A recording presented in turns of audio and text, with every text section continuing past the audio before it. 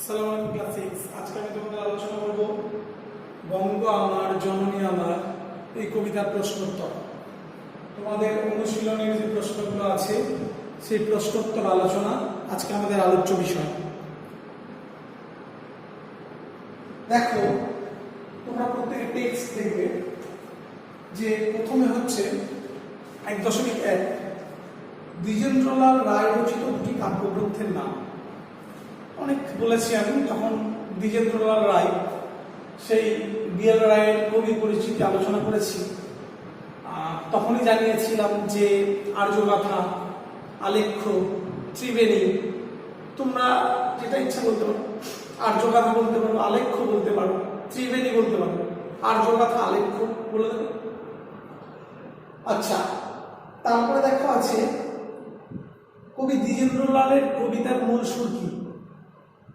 আমি এটা আলোচনা করেছিলাম যে কবি দ্বিজেন্দ্রলাল রায়ের কবিতার মূল সুর হচ্ছে স্বদেশপ্রেম, দেশপ্রেম, স্বদেশপ্রেম। ঠিক আছে।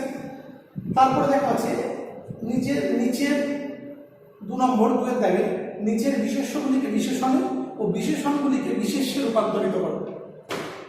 আমরা অর্থাৎ পদ পরিবর্তন বলা হয়েছে। আমরা যেগুলো বিশেষ্য শব্দ সেগুলোকে বিশেষণে পরিণত করব, আর যেগুলো বিশেষণ সেগুলোকে বিশেষ্যে পরিণত করব। দেখো 2 দাগে যেমন হচ্ছে মলিন, কি হবে?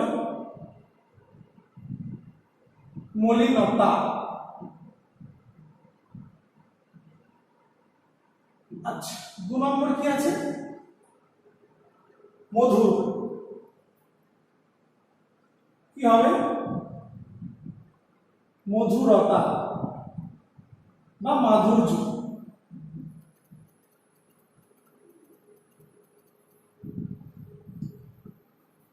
মলিন, মলিনতা, মধুর, মধুরতা বা মাধুর্য। পদ পরিবর্তন, যেগুলো বিশেষ্যে সেগুলো বিশেষণ, যেগুলো বিশেষণ সেগুলো বিশেষ্যে আমরা পরিণত করছি। দেখো এরপর আছে কি? আসন। আসন আছে, আমরা আগে লিখে নিই আসন, দৈন, প্রণব। 3 নম্বর হচ্ছে আসন, 4 নম্বর আছে দৈন, 5 নম্বর আছে কি? প্রণব।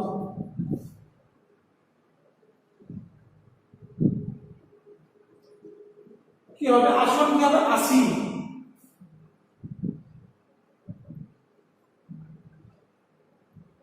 দৈন কি? দিন। প্রণত কি হবে? প্রণতি।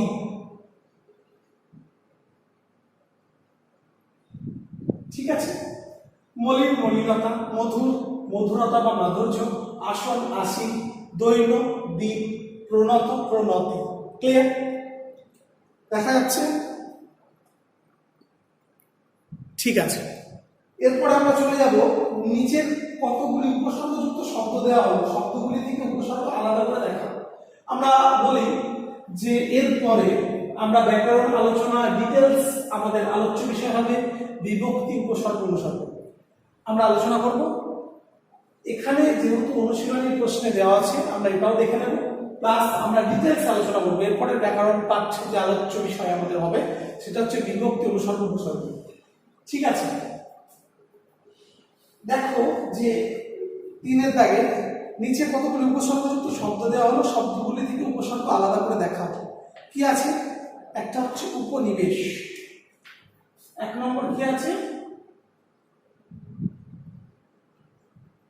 উপনিবেশ। কি হবে? উপসর্গ। উপসর্গ কি? দেখ, উপসর্গ হচ্ছে, আমরা জানি উপসর্গ এক ধরনের অব্যয়। এটা সুনীতিকুমার চট্টোপাধ্যায় বলছেন, বিখ্যাত ভাষাতাত্ত্বিক পণ্ডিত।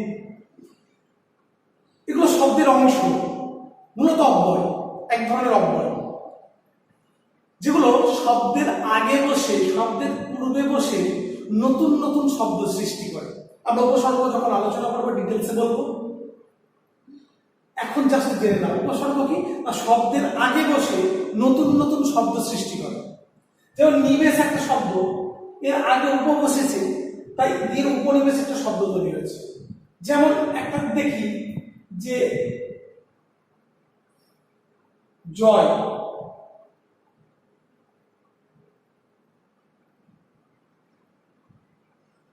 বা জিত বলতে পারি আমরা, জিত, জিতে যাওয়া, জয় বা জিত। অর্থাৎ তোমরা ধরো খেলতে গেছো, তোমরা বলছো আজ আমাদের জয় হয়েছে বা আজ আমরা জিতে গেছি, তার মানে কি এখানে আমরা যদি একটা পড়া যুক্ত করে দিই তার একটা শব্দ তৈরি হয়ে গেল, পরাজয় মানে হেরে গেলাম। জয় মানে জিতে যাওয়া, পরাজয় মানে হেরে গেলাম। জিত, এখান থেকে একটা পরাজিত করলো, পরাজিত মানে হেরে যাওয়া।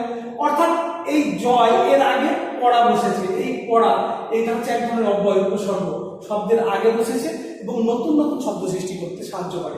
যেমন জিত, জিত মানে হচ্ছে তোমরা জানো খেলতে গেলে জিত হয়েছে তোমাদের, কিন্তু যখনই পড়া নামক একটি অব্যয়, এক ধরনের অব্যয়, এটা সুনীতি কুমার চট্টোপাধ্যায় বলছেন, তো সেটা যখন তোমরা আগে লাগিয়ে দিলে, অর্থাৎ শব্দের আগে যখন বসিয়ে দিলে পড়া, পরাজিত অর্থাৎ হেরে যাওয়া, বা পরাজয় হেরে যাওয়া, অর্থাৎ একটা শব্দ তৈরি হয়ে গেল, তার অর্থ আছে। আমি বলেছি শব্দ হতে গেলে অবশ্যই অর্থ হতে হবে। শব্দ হলো এক একাধিক বর্ণ বা বর্ণের সমষ্টি যা একটি অর্থপূর্ণ একক গড়ে তোলে, তাই হলো শব্দ। শব্দ অবশ্যই, শব্দ হতে গেলে অবশ্যই অর্থ হতে হবে, অনিবার্য, অর্থ হতেই হবে। শব্দ হতে গেলে অর্থ হওয়া আবশ্যিক, অর্থ না থাকলে শব্দ হবে না। আচ্ছা, উপ, ঠিক আছে। এরপরে দেখা আছে অশোক।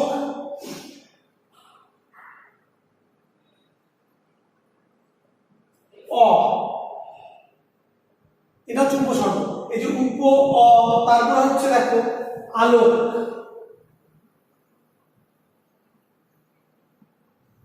আ হচ্ছে উপসর্গ, তারপরে হচ্ছে কি প্রণত,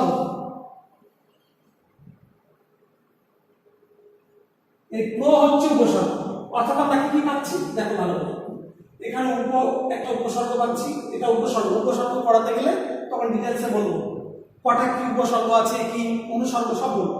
এখানে আমরা অ পাচ্ছি, ঠিক আছে, এখানে আ পাচ্ছি, এখানে প্র পাচ্ছি। অর্থাৎ এই যে প্র, আ, অ, উপ, এগুলো দেখো আগে বসেছে, নতুন নতুন শব্দ সৃষ্টি করেছে। অ, আ, প্রণত, দেখো অশোক, আলোক, আর লোক, এর একটা আলাদা অর্থ আছে, ঠিক আছে। লোক আমরা জানি পাবলিক, লোক, প্রচুর লোক, কিন্তু আজ এই বসে আছে আলোক, আলোক মানে তোমরা জানো। তারপরে দেখো শোক, শোক প্রকাশ করা, দুঃখ প্রকাশ করা, ঠিক আছে। কেউ মারা গেছে, দুঃখ প্রকাশ করছো, শোক প্রকাশ করছো, কিন্তু যে অবসে গেছে অশোক, একজনকার নাম হয়ে গেল। এবং এখানে যদি আমরা বিপরীত শব্দ ধরি, যে অশোক অর্থাৎ যে কোনোদিন দুঃখ পায় না, যে কোনোদিন শোক পায় না, সেই অশোক। তো এখানে আমরা যদি এটা একটা নাম, আমরা কবিতায় পেয়েছি অশোক হচ্ছে একটা নাম, যিনি গান্ধার থেকে জলদ্বীপ পর্যন্ত সাম্রাজ্য বিস্তার করেছিলেন। যাই হোক, তো এই শোক একটা শব্দ, এর আগে অবশ্যই গিয়ে নতুন শব্দ তৈরি হয়েছে লোক, ঠিক আছে। জনসমাগম, প্রচুর লোকের ভিড় ধরো, প্রচুর জনসমাগম হয়েছে, ঠিক আছে, পাবলিক। তো লোকের আগে আ বসে আলোক হয়ে গেছে, জানো আলোক ছটা, ঠিক আছে, সূর্যের আলো, পরে লাইটের আলো, আলো। আচ্ছা, প্রণত, এখানে নত একটা শব্দ, এর আগে প্র বসে একটা শব্দ তৈরি হয়ে গেছে প্রণত, অর্থাৎ উপ, অ, আ, প্র, উপ, অ, আ, প্র, এগুলো সব কি উপসর্গ, ক্লিয়ার। এরপরে এসো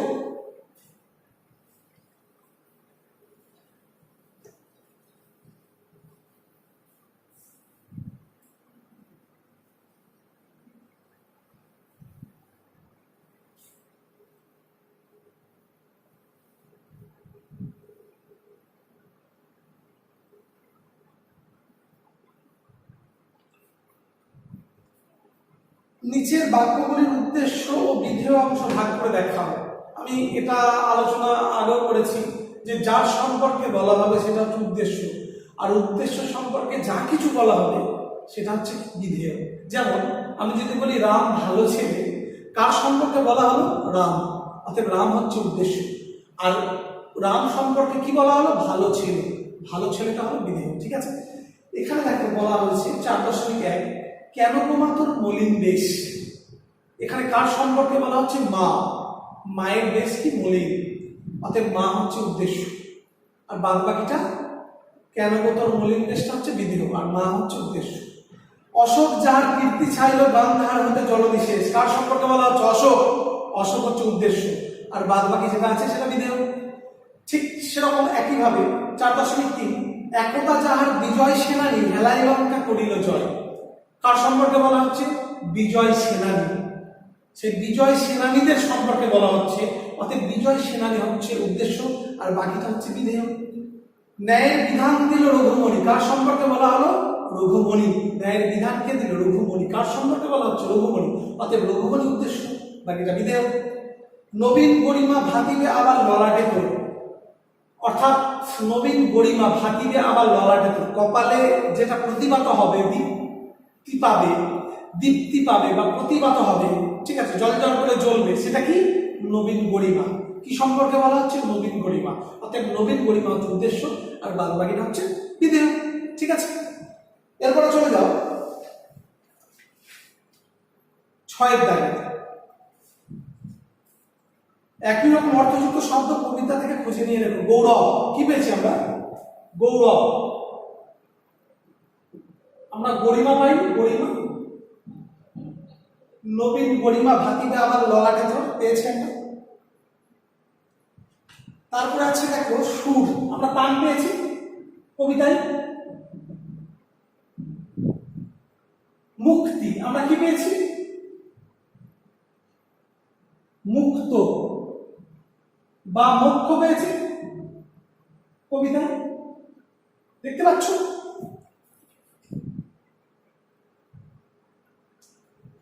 লাইনটা আলো করছে, আমরা একটা পাশে লিখছি, ঠিক আছে, এইখানে লিখছি গৌরব, গরিমা। এবার দেখাচ্ছি, হ্যাঁ ঠিক আছে, গরিমা, সুর, তান, মুক্তি, মুক্ত বা মোক্ষ পেয়েছি আমরা। নতুন, নতুন, নবীন পেয়েছি, নতুন, কি পেয়েছি? নবীন, নবীন শব্দ কবিতা পেয়েছি। জলধি, আমরা সাগর, জলধি মানে কি? সমুদ্র বা সাগর। আমরা কবিতায় যেহেতু সাগর শব্দটা পেয়েছি, তাই আমরা সাগর লিখছি। জলধি মানে সমুদ্র বা সাগর, তাই কবিতার ক্ষেত্রে আমরা যেহেতু সাগর শব্দটা পেয়েছি, সাগর লিখব। নতুন, নবীন, ঠিক আছে। গৌরব, গরিমা, সুর, তান পেয়েছি আমরা কবিতায়। মুক্ত, মুক্তি, মুক্ত বা মোক্ষ, এগুলো পেয়েছি, ঠিক আছে, আমরা মুছে দিচ্ছি। এরপরে চলে যাও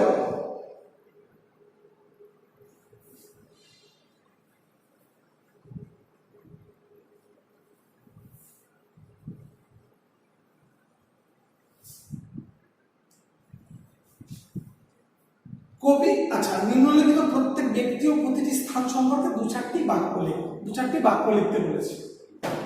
আমি কবিতা যখন আলোচনা করেছিলাম তখনই বলেছিলাম এইগুলো সম্পর্কে, তবুও আরেকবার যেহেতু প্রশ্নোত্তর আলোচনা করছি, বলে নেয় বাহুল্য। বুদ্ধ প্রথম কে? আমরা জানি ভগবান বুদ্ধদেব, যিনি কপিলাবস্তু লুম্বিনী উদ্যানে জন্মগ্রহণ করেছিলেন। ছোটবেলার নাম ছিল সিদ্ধার্থ, পিতার নাম শুদ্ধোধন, মাতা মায়াদেবী। তার প্রচারিত ধর্ম হচ্ছে বৌদ্ধ ধর্ম। এই বৌদ্ধ ধর্মের মূল কথা কি ছিল? না অহিংসা, সর্বধর্মের সেবা, করুণা, সর্বজীবের সেবা করা। সর্বধর্ম অর্থাৎ ভালো করে বোঝো যে সব ধর্মকে সম্মান জানানো, ঠিক আছে। সর্বজীবে সেবা করা অর্থাৎ সমস্ত জীবকুলকে সেবা করা, সমস্ত জীবকুল যা আছে সবকিছুকে সেবা করা, অর্থাৎ কি দাঁড়ালো? বৌদ্ধ ধর্মের মূল কথা কি? না অহিংসা, সর্বধর্মের সমন্বয় সাধন করা, কোনো ধর্মকে ছোট না করা। তারপরে হচ্ছে সর্বজীবে সেবা করা, সমস্ত জীবকে সেবা করা, ঠিক আছে। তো এইগুলো 2-4টে বলে দিলে বাক্য। এরপরে চলে এলো আছে দেখো রঘুমণি। রঘুমণি হচ্ছে পুরো নাম হচ্ছে রঘুনাথ শিরোমণি, নবদ্বীপের বিখ্যাত পণ্ডিত। মিথিলায় গিয়ে তিনি পক্ষধর্মীর সাথে পরাজিত করেছিলেন। নবন্যায়ের বিধানদাতা হিসাবে আমরা এই রঘুমণি নামটিকে পাই। ইনি ছিলেন চৈতন্যদেবের সহপাঠী। ক্লিয়ার? এরপরে চলে এসো নিমাই। নিমাই অর্থাৎ শ্রী চৈতন্যদেব মধ্যযুগের ভক্তি আন্দোলনের অন্যতম প্রাণ পুরুষ। মানব ধর্মই যার মূল সেবা ছিল। যিনি তার প্রেম, তার প্রচারিত মানব ধর্ম, তার প্রচারিত যে প্রেম সকল মানুষকে তিনি দিয়েছেন। কখনো উচ্চ নিচ জাতিভেদের যে সংকীর্ণতা তিনি মানেননি। অর্থনৈতিক বৈষম্য, তিনি এই অর্থনৈতিক বৈষম্যকে, অর্থাৎ কারোর প্রচুর টাকা আছে, কারোর কম টাকা আছে, এইগুলোকে তিনি প্রাধান্য দেন। প্রত্যেক মানুষকে তিনি তার প্রেম নিবেদন করেছেন। তার প্রচারিত মানব ধর্ম, ঠিক আছে, ভক্তি আন্দোলন, সেটা ছিল বৈষ্ণব ধর্ম। মানুষের সেবা করেছেন, মানুষের জন্য তিনি গান গেয়েছেন, মানুষের মিলনের জন্য তিনি সকল জীবকে, সকল প্রাণীকুলকে, বিশেষ করে সমগ্র মানব জাতিকে তিনি প্রেম নিবেদন করেছেন। ঠিক আছে, এরপরে চণ্ডীদাস। চণ্ডীদাস কে ছিলেন না মধ্যযুগের বৈষ্ণব পদাবলীর বিখ্যাত কবি, বাঙালি কবি ছিলেন চণ্ডীদাস, যার জন্ম নিয়ে মতভেদ আছে। কেউ কেউ বলেছেন যে বীরভূমের নান্নর, কেউ কেউ বলেছেন বাঁকুড়ার ছাত্রা। বাসুলি দেবীর উপাসক এই চণ্ডীদাস, পিতার নাম দুর্গাদাস বাগচি। এই চণ্ডীদাস রাধাকৃষ্ণের প্রেমলীলাকে সহজ সরল ভাষায় বৈষ্ণব পদাবলীতে তুলে ধরেছেন। রবীন্দ্রনাথ যাকে বলেছিলেন সহজ ভাষায় সহজ ভাবের কবি। বঙ্কিমচন্দ্র বলছেন চণ্ডীদাসের পদ রুদ্রাক্ষের মালা।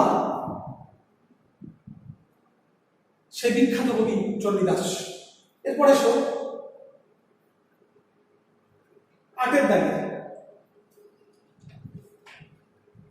8.1 কবি দেশকে কি কি নামে সম্বোধন করেছেন আমি বলেছিলাম। কি কি? জননী, ঠিক আছে, বঙ্গ জননী, কি কি নামে সম্বোধন করেছিলেন আরেকবার লিখে দিন। বঙ্গ জননী, ধাত্রী, তারপরে কি দেবী, স্বর্গ মা ইত্যাদি। কেন গো মাতর মলিন বেশ পেয়েছি আমরা? তো বঙ্গ জননী ধাত্রী এইগুলো বলবেন। বঙ্গ জননী ধাত্রী দেবী স্বর্গ মা ইত্যাদি, ঠিক আছে। আরো ছিল, আরো দু একটা ছিল, আমি বলছি। বঙ্গ জননী ধাত্রী দেবী স্বর্গ মা ইত্যাদি নামে সম্বোধন করেছেন দেশে, ঠিক আছে। এরপর চলে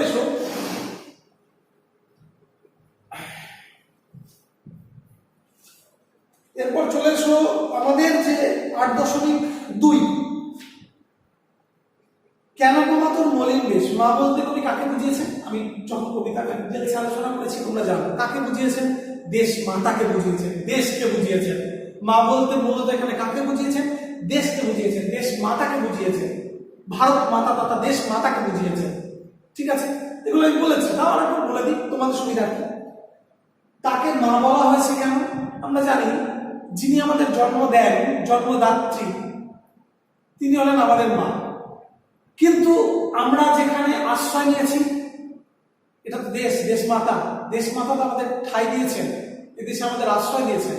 এই দেশের জল, হাওয়া, মাটি, বাতাস আমাদের শারীরিক এবং মানসিক গঠনে সহায়তা করেছে, শরীর ও মন গঠনে সহায়তা করেছে। অর্থাৎ দেশের জল, হাওয়া, মাটি, বাতাস এগুলো আমাদের শরীর ও মন গঠনে সাহায্য করেছে। তাই কবি দেশকে কি বলেছেন? মা বলে সম্বোধন করেছে, ঠিক আছে। এরপরে দেখো 8.3 মায়ের বেশ মলিন ও কেশ রুক্ষ কেন? আমরা জানি যে মায়ের বেশ কেন মলিন ও রুক্ষ তোমরাও জানো, আমি আলোচনা করেছিলাম যে ব্রিটিশ শাসনে ভারতবর্ষ পরাধীন। ভারতবর্ষের উপর চলেছে ব্রিটিশ শাসনের অকথ্য অত্যাচার, শোষণ, শাসন, লাঞ্ছনা, পীড়ন, লুণ্ঠন এই ভারতবর্ষের উপর চলেছে।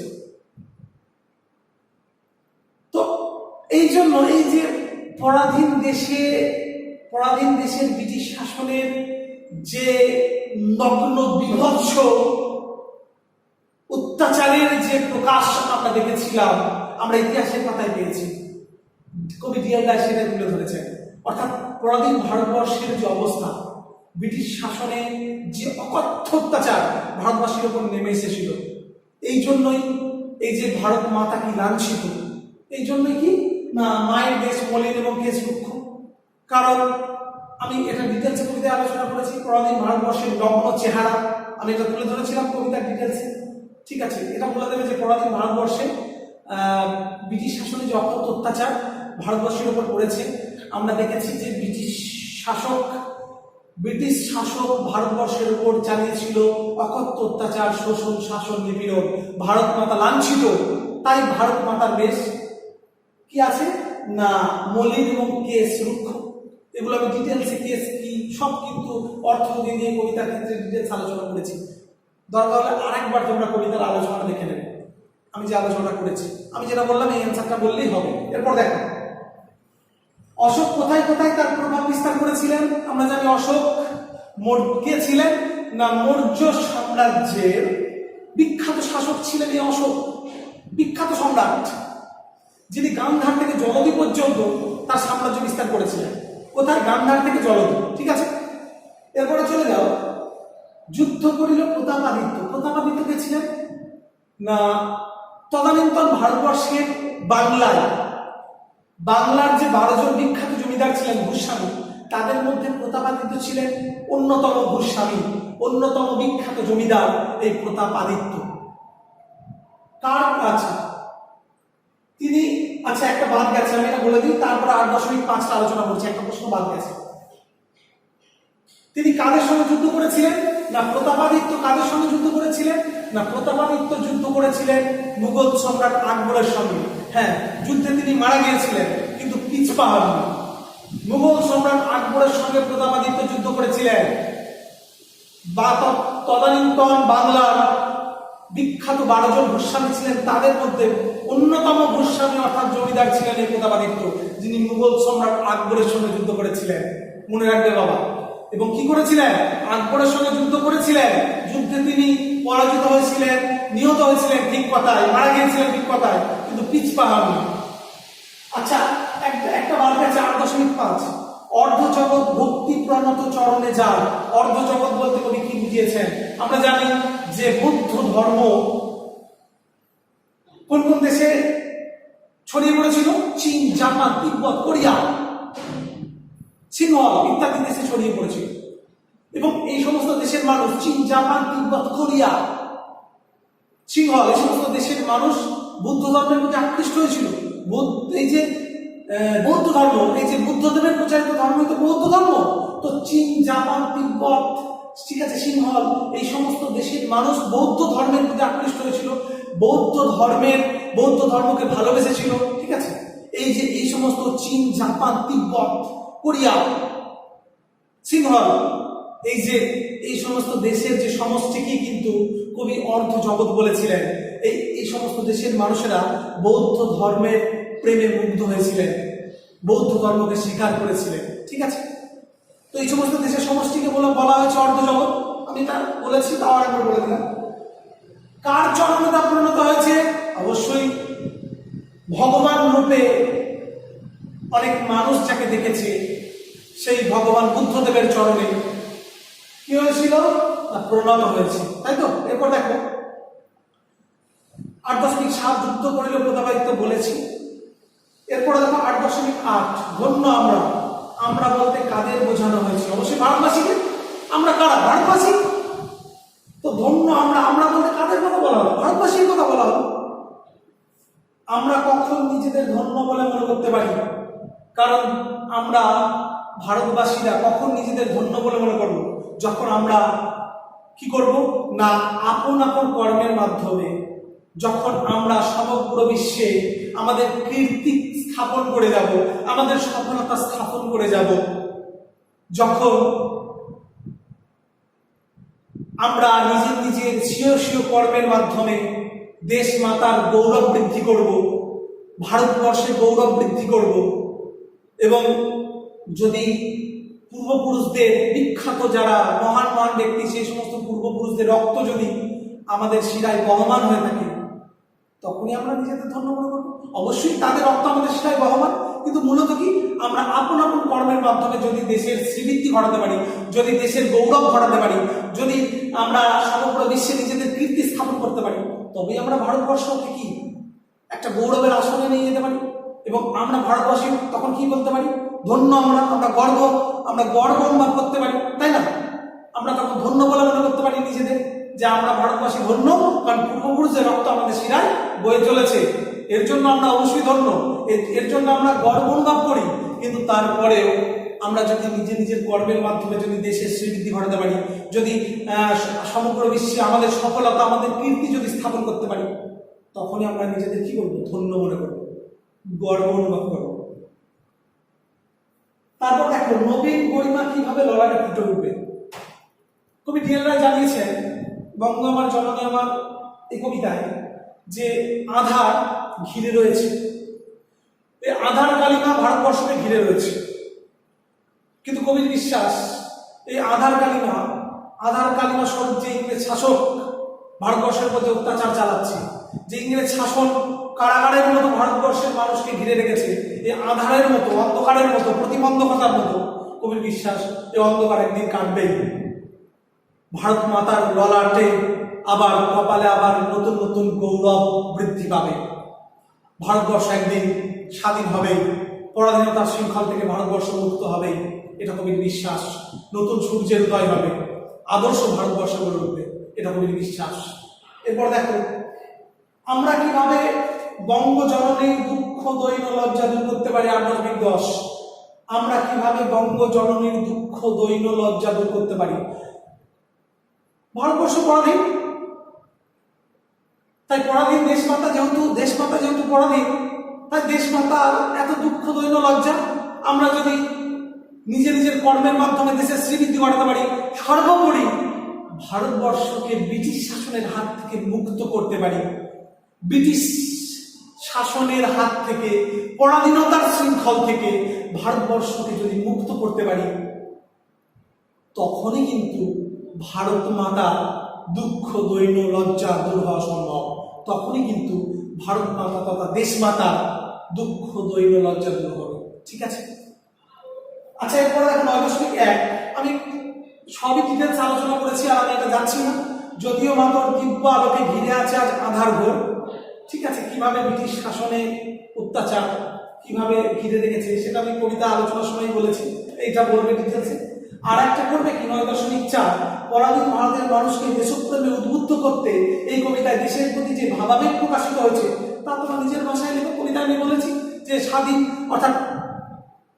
করতে দেশকে, যেহেতু এখন দেশ পরাধীন, ব্রিটিশ শাসনে দেশ পরাধীন, কিন্তু স্বদেশ প্রেমে ভারতবাসীকে উদ্বুদ্ধ করতে, অনুপ্রেরণা যোগাতে কিভাবে বাঙালি কৃতিত্বকে তুলে ধরা হয়েছে, কিভাবে ভারতবর্ষের বিভিন্ন মহান ব্যক্তির কৃতিত্বকে তুলে ধরা হয়েছে, দিয়ে ভারতবাসীকে স্বদেশ প্রেমে উদ্বুদ্ধ করা হয়েছে। ডিএল রায় কবি এই কাজটা করেছেন। এটা আমি ডিটেলসে কবিতা আলোচনার সময় তখন আমি আলোচনা করেছি। ঠিক আছে, তো 9.1 9.4 এটা করে নিলে, আর বাকি এগুলো আমি আলোচনা করে দিলাম। আর আমি যাচ্ছি না আজকের আলোচনা, এখানে আমি আজকের ক্লাস শেষ করছি। তোমরা সকলে ভালো থেকো।